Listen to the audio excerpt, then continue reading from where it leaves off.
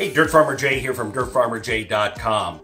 You know, one of the things that can really be troubling is when you're trying to lay out hardware on drawer fronts, and it can be a lot of fiddling. Well, I found a tip online that really works, and I'd like to pass it on to you. Stay tuned.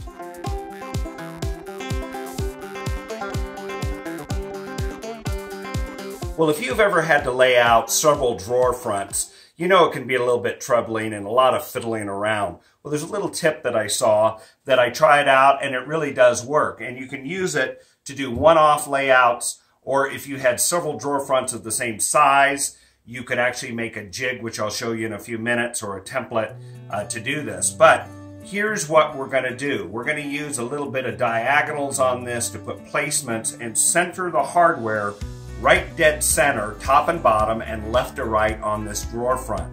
Now, the first thing you've got to know is just the distance between the screw holes in the hardware.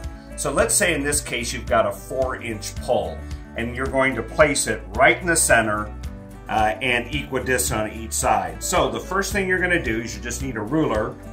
You're going to measure the distance of the center to center pull screw attachment holes, and in this case it's 4 inches. So I'm going to go 4 inches down this way, and I'm going to go down to the other end and put 4 inches there as well.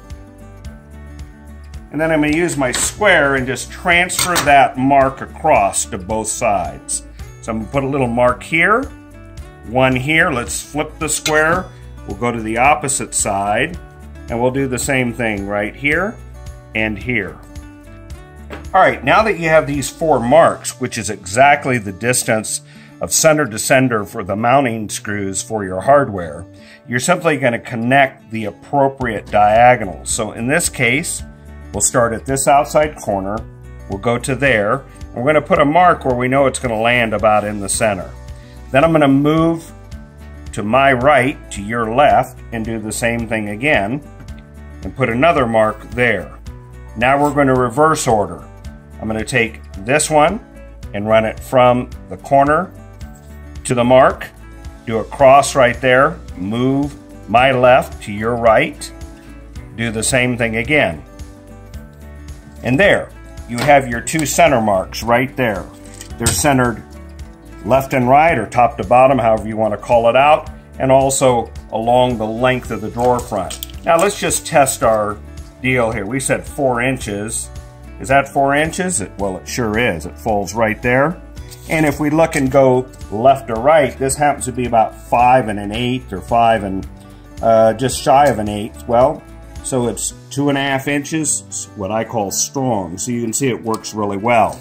Now, I'll usually take some kind of punch and do a starter hole so that the bit doesn't drift a bit off of center here. But this can get a little laborious if you're doing it over and over again.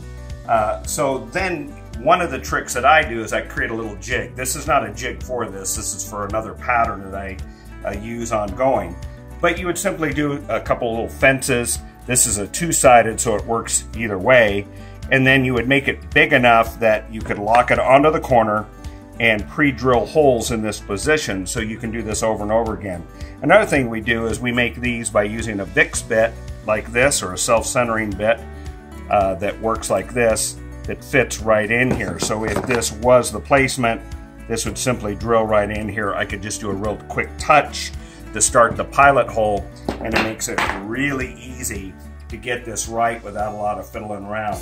Well, if you found the tip to be helpful, won't you like it? And better yet, subscribe to our channel. Until the next time, this is Dirt Farmer Jay from dirtfarmerjay.com.